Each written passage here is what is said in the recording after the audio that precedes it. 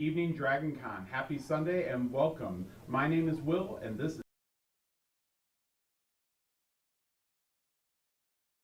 we're going to be featuring some segments with the Dragon Award meet and greet, Futurama in the parade, and interview with Sculptors Colin and Christine Poole. Our guests this evening are costumers and cosplay extraordinaires, Chris and Miracole Burns. But we've got an update on the blood drive. We want to go ahead and start with that. Through Saturday, we've had a total of almost 2,400 participants now. We are very close to meeting our goal of 4,200, so please, if you can give blood, please join the blood drive. That is going to be going on all weekend through Monday at 2 p.m. You can actually go, the screen says 5 p.m., but it's actually until 2 p.m. You get a free t-shirt if you go to the blood drive and donate. If you register on the Life South website, you will actually be able to also get a special pin. And of course, the most important thing, every donation saves 3 lives. So please, if you can, please go give blood. Now, we also want you to consider donating to the Cure Childhood Cancer. This is the official DragonCon charity for 2023. We are matching up to $125,000 in donations. That's $250,000 to this charity. Please, if you can help with that, use that QR code that was just on the screen. But we don't want to get too far into it because we have a great segment to start off with tonight. DragonCon correspondent Ryan was able to go to the Dragon Award meet and greet, and let's check it out.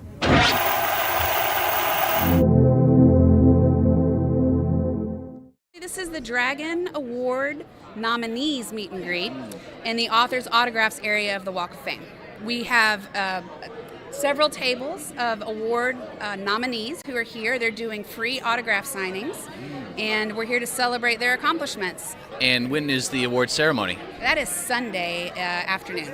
Is this at the Westin? Yes, we are in the Westin Overlook right now. So this beautiful space, we've moved here. Our space used to be in the Marriott down on the bottom level. So this is the first year we've been over here in the Westin, and we've got this great area with all of this light. We have a new vendor that's over here that's working with us to make sure that the books and properties for the guests are available if anybody needs to buy them and didn't come with them in advance. What has been the most challenging thing so far? Oh, well, you know, it's always a challenge to take something from one place and move it to somewhere else. And then this event is the first time we've ever done this event at all. So this is its inaugural year. So it's been challenging just to kind of get the word out and invite people to come over here and see what we have to offer. Well, that's what we're here to do. And this is the only area in the convention that offers free autographs. Free autographs. You heard it here at the Westin. Tell us what you're nominated for. I'm nominated for Best Alternate History Novel. Best Alternate History Novel. Is this it right here? Yes, it's The Mother. It was published this year by 47 North. It's an alternate history in which Europe never had overseas colonies. So the first novel was called The Peacekeeper, set in a never colonized America. And this is The Mother. It's set in an England that never had the British Empire. It's a story of Marie and her sister Emma who are searching for their long-lost mother. I love a good what if. For this novel in particular, I looked at basically every map from around the year 1450 to the present to see how nations evolved, so I could figure out what nations existed or might not exist. I looked a lot at church histories, because in this novel the Catholic Church is still very dominant in Europe. There was no Reformation. And then most of the research came out when I was writing The Peacekeeper, which was a lot of research with talking to my tribal elders, talking to some of our First Nations members who are native Ojibwe speakers, talking to my family, looking at histories of criminal justice systems both within the United States and also pre-colonial, and just sort of building out the world from there. What was interesting to me is assume that technology is at least the same as where it is now. The technology is not what's important, it's a society's values. So kind of starting with the values of each society and building it out from there. I'm nominated for Best Role-Playing Game. It's Alien Heart of Darkness. It's a supplement for the Alien role-playing game from Free League Publishing. It's an interesting story because I'm actually the franchise consultant for 20th Century Fox, which is now 20th Century Studios, on Alien, Predator, and Planet of the Apes. I wrote 2 Planet of the Apes novels several years ago, and then eventually got a phone call from the studio saying, hey, we're having timeline problems. We think you know this better than us. Do you want to be a consultant? And I'm like, how do you say no to that? So tell us more about the Heart of Darkness. It's a adventure scenario for the Alien game. We've designed the box sets to be almost like you're living in a movie. So I had written 3 of them,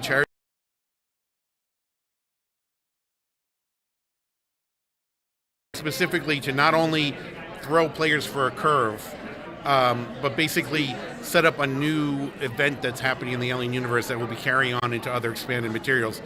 It's already started to show up in video games. I don't want to spoil it for everybody yet. There was things suggested by the prequels that was like, well, wait a minute, why don't they? And I was able to talk to the studio, and they said, yeah, why don't we carry that through with the expanded universe? So it's very exciting for me to see these threads being picked up in the video games and stuff like that I got to add to the universe. So, and Heart of Darkness completes the trilogy, which is going to change things for the expanding universe. Thank you for talking with me, sir. Thank you. All right. Go check out Heart of Darkness.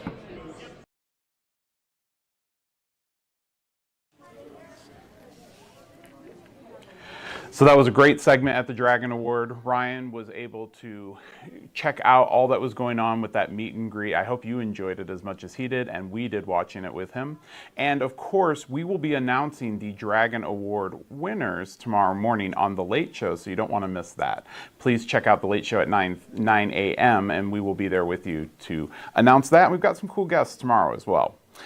But you see this art next to me, you see the art behind me. We're going to actually be talking about that because the art show has not only hosted us on Friday, but artists from the show have loaded the studio up, and we want to make sure that we highlight as much as we can, especially with the charity auction tomorrow.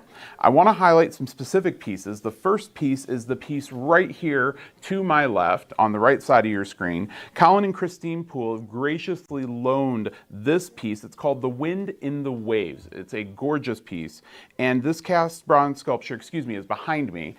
This cast bronze sculpture there, you can barely see it, but it's hiding right up here for you.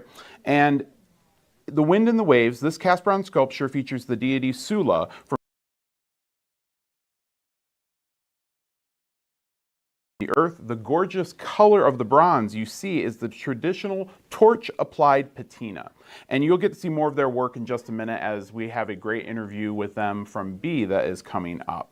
Now, the piece, we do have 2 masks we're going to show you here in just a second. You can see them in the background, but we've actually got a nice little pan shot of them. The Copper Fox mask and the Demon Tiger Mempo, created by artist Lisa Sell in booths number 3 and 4.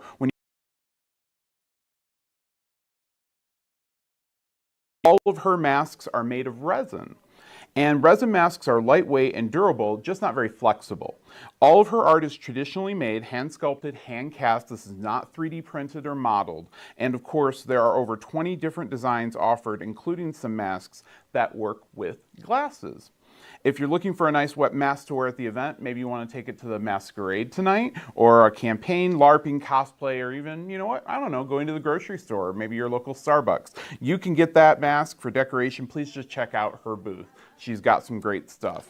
Now, this piece, the piece that I was meaning to tell you about at first, this is by Leica Kirk, and it is located at booth 1 in the art show. This is called Meeting in the Wooded Meadow, and it is a framed layer painting, size 16 by 20, and she made it using, and I apologize, I think this is gouache and watercolor, along with hand-cut paper and washi paper. It had the privilege of winning the artist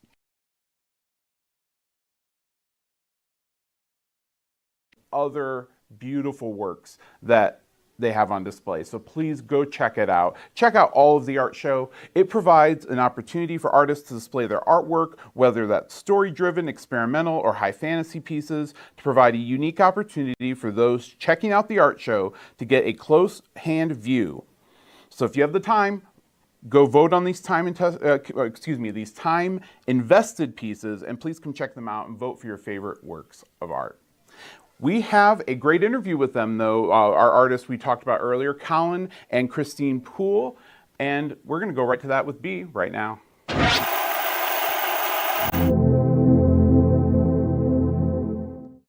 Hi, this is B with DCTV. I'm here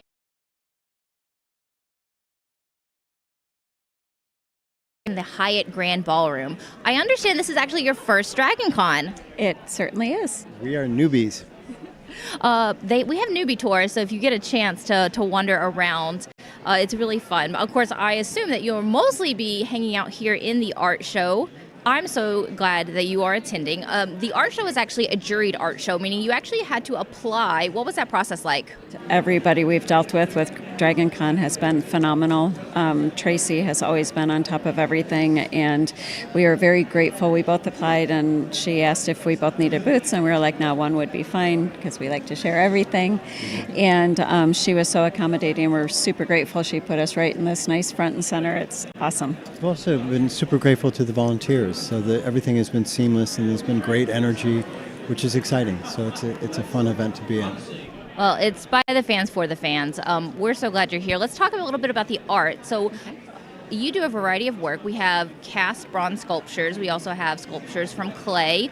Let's talk about these bronze sculptures, because that's very labor intensive. How do you begin for something like that? They usually begin with an oil-based sculpture, so very traditional. And then we do the mold making. We then pour wax into the mold. The wax goes to the foundry. They do a shell and pour the bronze. They send back the bronze pieces. So pieces may come back in 19 different pieces. We then weld it back together again, chase the welds so they disappear, and then do the patina. So we do a lot of this in the studio ourselves. Wow, that's intense. Now, the imagery is really beautiful. Is that something that comes from your imagination, or do you use a model? We do work with models. The concept always comes from our imaginations, and we have many different paths that we pursue.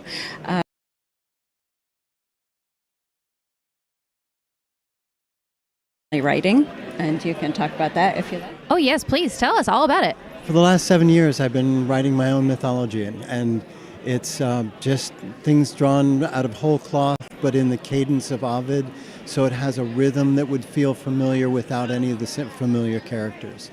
And for me, it's a way to explain the world around me, my perspective. And so all of these characters that you'll see behind you and back in here and up front are from that mythology. Wow, that's really amazing. I understand you also do some clay works. Talk to me about the clay works that you do in the morning. The clay works behind you, you'll see, are just sketches, warm up. I have a cup of tea, get a little chunk of clay and squish it around and see what happens. So it's just playtime. It's like revisiting your childhood, where you just push things around and see if something comes out. A lot of fun, and I keep it to a very specific period of time so that I can, once my tea is cold, it's time to get on to my day. I really love that. So you're a couple, and you make art together. Were you working artists that met each other? Did you meet each other and start making art? How did that develop? How we met is a long story, but the short version is he asked me to dance and I said yes, and we kind of went with that. Good job.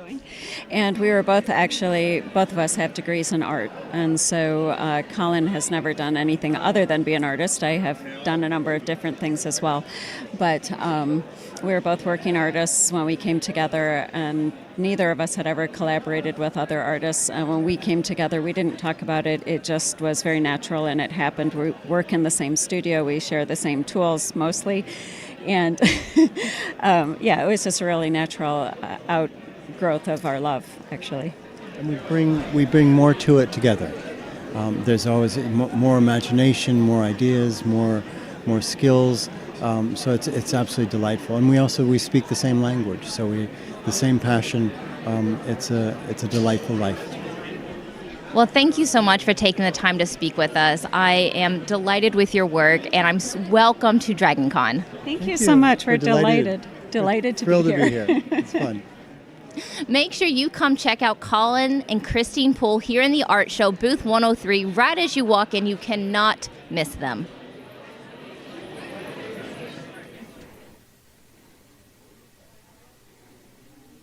I hope you were able to enjoy that video, that interview with Bea, and of course those sculptors there. It's fantastic. Go check out their work. But we don't want to hold you any longer, because we have Chris and Miracole Burns here in the studio, and we wanted to take a moment and say hi. Welcome. Hi, Will. How are you? Hi. It's great to have you. I'm doing great because you're here, and I have to say your costumes are phenomenal. Just absolutely phenomenal. Thanks for having us in the studio today. We're glad to come and show them to the audience. I love it. Absolutely. You've been cosplaying for a while, as I understand it. A little bit. How long have you been cosplaying? My first DragonCon was 04. So this is my 19th year. Oh my goodness. If math is hard. Yeah. I don't think I put on a costume before 2007, right? Yes. Yeah. I kind of pressured you into it. And now, as I understand it, you work in the industry. You're actually in film and television. You've actually done work creating costumes for other people. That's correct. We specialize in superhero costumes on shows you may have seen that we'll Like mention this at one. another time. Or that one. This Or one, that one, and all the other ones. Coming attractions. Oh, that's a cool image of that cosplay, that costume that you made, and you can see that on the screen in the audience. I think that you all have just phenomenal. You do a phenomenal job. You do phenomenal work. What has been one of the worst experiences in costuming for yourself when you're cosplaying? Have you had any horrific moments? Anything that has made you go ooh? Never really horrific, because anytime you're wearing something, if you're comfortable, it probably doesn't look great. But there was a time I was at a very large convention and I was painted blue, and it took me 4 hours to be painted blue because the technology in paint was not as high end as it is now. And You're a shape-changing character, I was right? a shape-changing character. One of those, yeah. I see. Mm-hmm. It may hang out with those men with the letter of X. Oh, there you go. And I was walking through Elon the crowd. Musk's men. Yeah, Yes, there you go. No, I hate that channel. The mutant's formerly known from Twitter. There you go. There you go. And I was walking through a very dense crowd, and it's hard to be spatially aware when you're that tight. And I had somebody really run into me, and my belt just went. And I went, okay, that's it. We're going back to the room. I'm done. Check, please. Well, I have to say, you've had so many different, varied, unique pieces. What's your favorite costume, whether it's professionally or something that you've put together that for yourself? What's your favorite you've just gone, oh my gosh, it took so much work, but it's your proudest moment?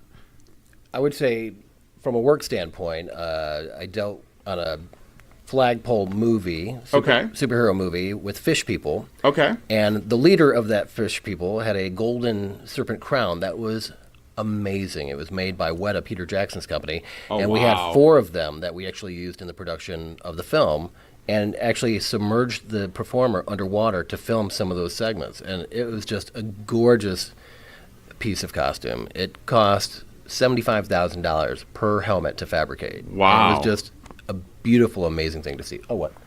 Oh, yeah, it cost some money.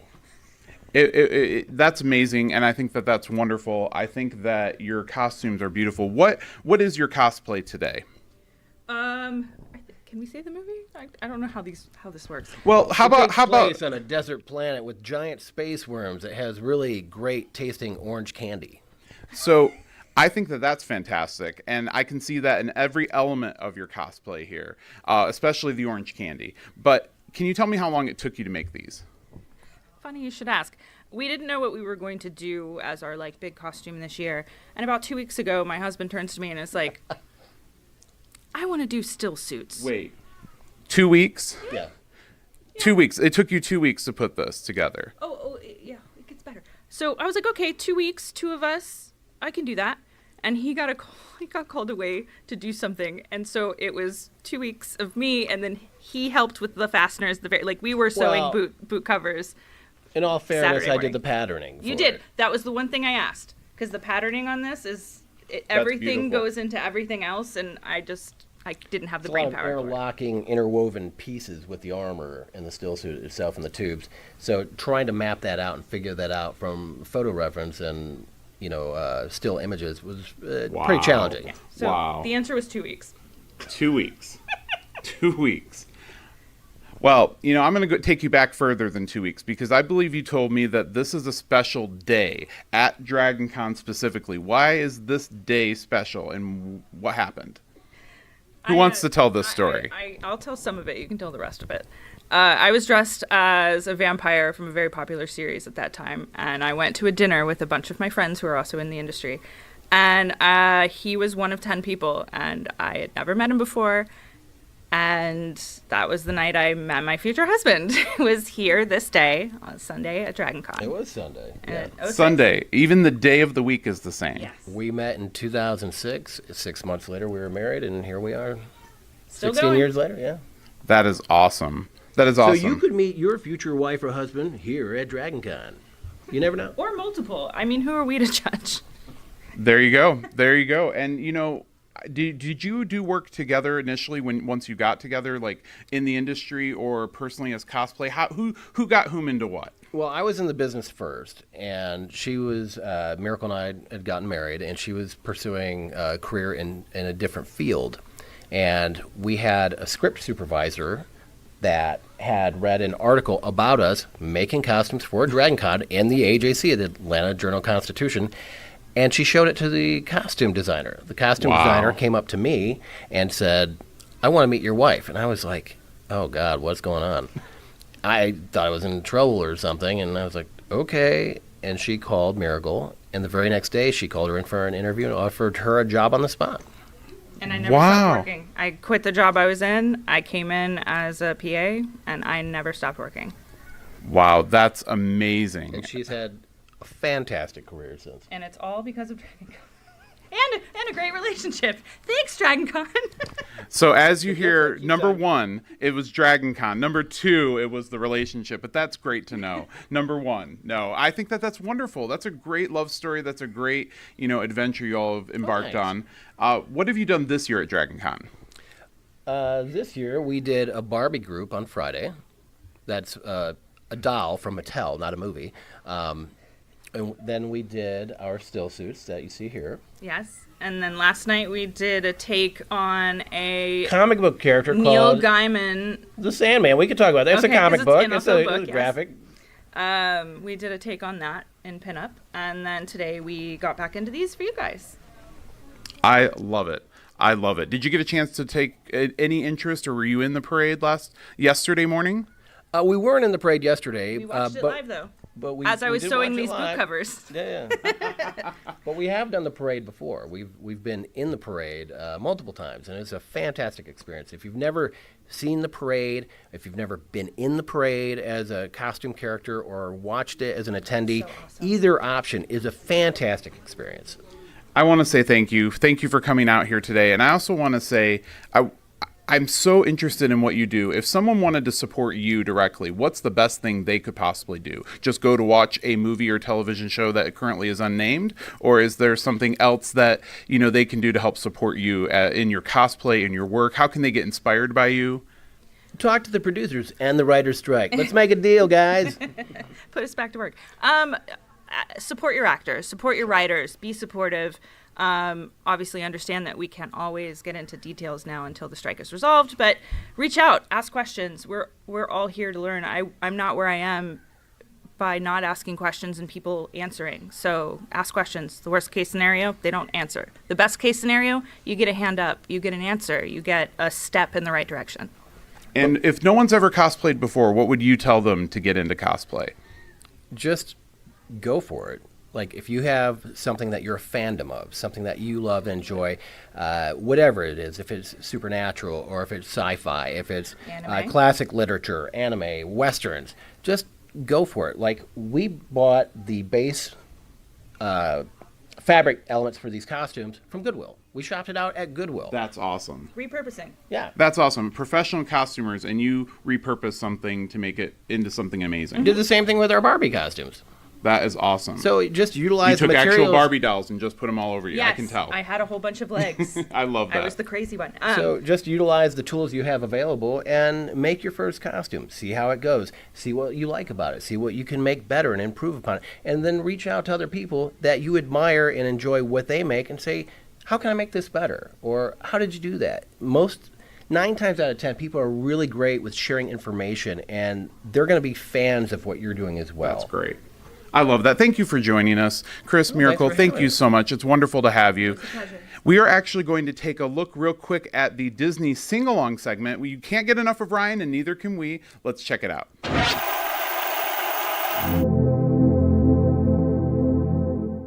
I'm Ryzak with DCTV, and this is DCTV Tries, the Retro Disney Sing-Along. I've got my Disney villain shirt on, and I'm ready to sing.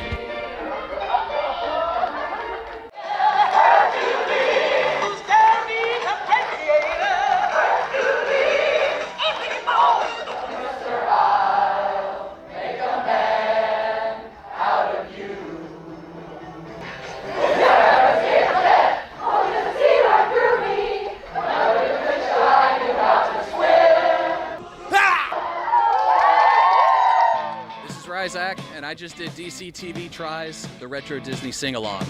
And I am a poor, unfortunate soul who lost his voice.